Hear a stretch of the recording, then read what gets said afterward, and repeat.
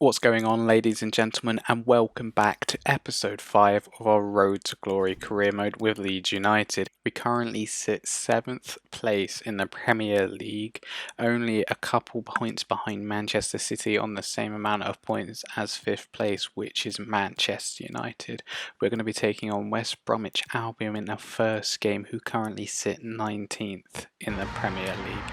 Here is our starting 11 with Meisler in goal, Ayling, Denier, Koch and Dallas at the back, Phillips in the CDM role, Rafinha, Click, De Silva and Costa in midfield with Rodrigo up front.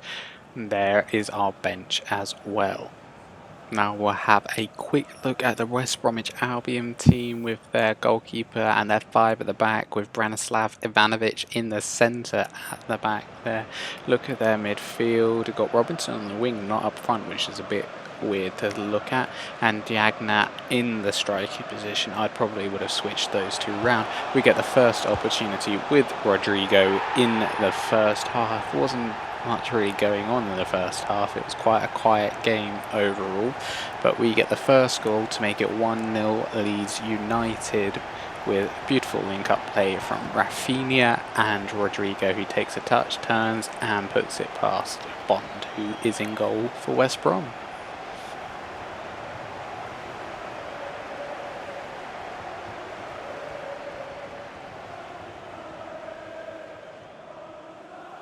And that's really how the game ends, 1-0 Leeds United. Not much happened in this game.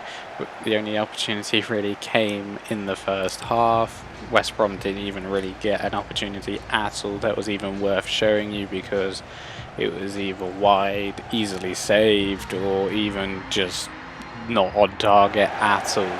Moving to our next game against Arsenal. This is their starting lineup, another team with 5 at the back. I think we're going to struggle probably in this game a little bit more, considering they have a higher caliber of players, and they'll probably get forward a bit more considering they got Williams up front and William on the wing. Anyway, moving on to our starting 11. Not much has changed actually. We've got Shackleton at left back because I just want to give Dallas a little bit of a break.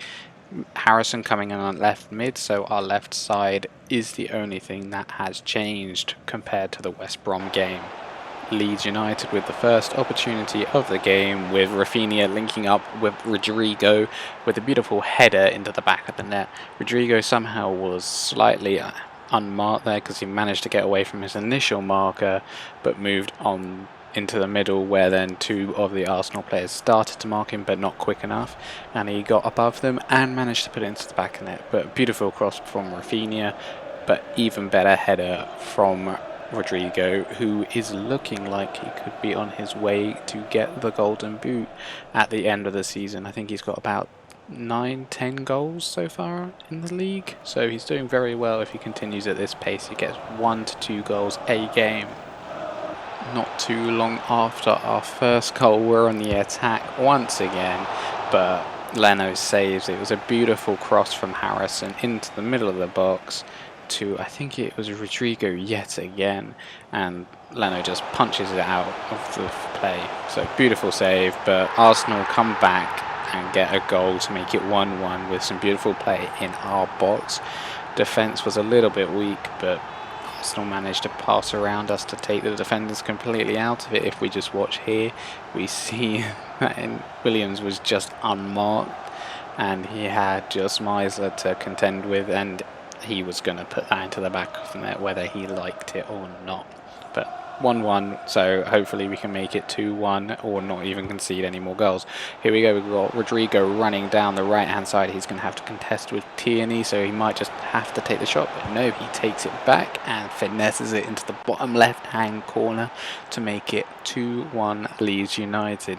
He completely lost Tierney with that sudden stop and spin, so if he probably hadn't done that, we probably wouldn't have actually got that goal. So beautiful play from Rodrigo for his second goal in this game, and he got one of the goals. He got the only goal in the West Brom game, so currently 2 games in, 3 goals. We seem to have found this game quite a bit easier than a West Brom game, so that was a surprise, but we managed to take away 3 points at the end of this game, with the scoreline staying at 2-1. So the boys played very well. Shame about that goal we conceded, but I think it pushed us to get that second goal, which is really nice, and clinch another 3 points. Moving into our third game for today. This is our starting lineup. We've gone back to Dallas at left back. We're playing with two CDMs. We're playing Struick in here because I feel like he needs a bit more of a run out. And we've got Rodrigo still up front, and then we've got De Silva, Rafinha and Costa making up the attacking midfield. We're taking on Southampton, and this is their starting lineup. McCarthy, Peters, Salisu, Vestergaard and Bertrand at the back. Walcott, Fortunas, Ward-Prowse and Redmond. Ings up front with Origi, which is a nice little signing for them, so they might be a bit more dangerous up front. First opportunity is falling to Southampton, which is Ward-Prowse, who is not going to miss from there. He manages to be unmarked in our box, which seems to be a reoccurrence, and manages to put it in the bottom right-hand corner past Meisler. So 1-0 down, but we're going to fight. It's only just about to be half-time, and hopefully we can give them a good pep talk to give them the rush to at least get the drawing goal, so we get at least 1 point from this game. But a beautiful first time finish from Ward-Prowse.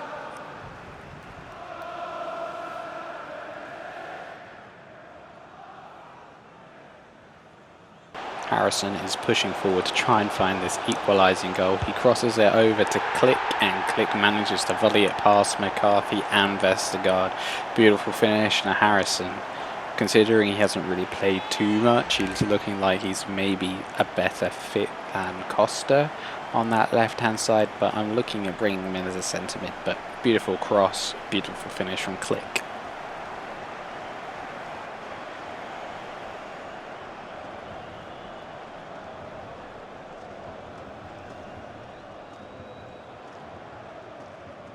And there we have it. That is the end of the match. It ends 1-1. We managed to take 1 point away, so it's not the end of the world, but you would have expected coming from the Arsenal win, we would have managed to get a win over Southampton, but they fought hard and they made sure they didn't concede, so they deserve their point.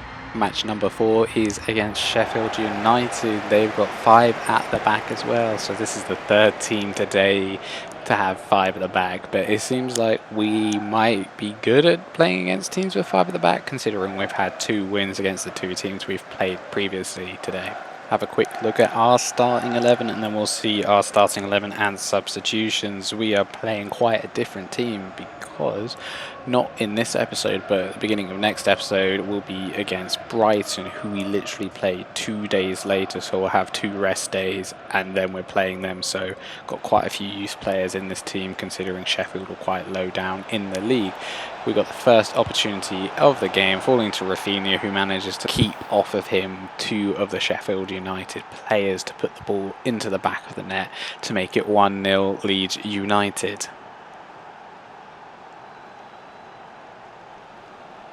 He always manages to get into the right place, and even just he did some great hold up play to try and get some other players to come into the box, but he was like, nah, I'm going to take the shot myself. But he seems to be quite strong, because I think earlier in the series he managed to outmuscle a left back to take the ball off of them and then managed to go on to score. So he's actually quite physically strong. Next opportunity falls to Bamford in the second half. Again, this is another game that didn't have much going on in it. Sheffield United's first opportunity of the game comes in the form of a corner where Meisler just has to push it over the back of the net, but it didn't really trouble him, and that's how the game ends. It ends 1-0 Leeds United. Surprised we didn't score many more goals, but at least we're claiming the 3 points. So we've taken 10 points today out of the possible 12, so it's not too bad at all. So once this game finishes, we'll see where we sit in the table. We have moved up to 5th place with those 4 games we've just played. We have now got 30 points. We are on the same amount of points as Man United still, but behind on goal difference. Thank you for watching today's episode. If you enjoyed it, please leave a like. If you have any youth players that I should be looking at for this transfer window or for forthcoming seasons, please leave their names and teams in the comments below. And if you're enjoying this series and want to keep up to date, please subscribe so you get notified whenever a new episode goes up. Thank you very much, and ta-ra!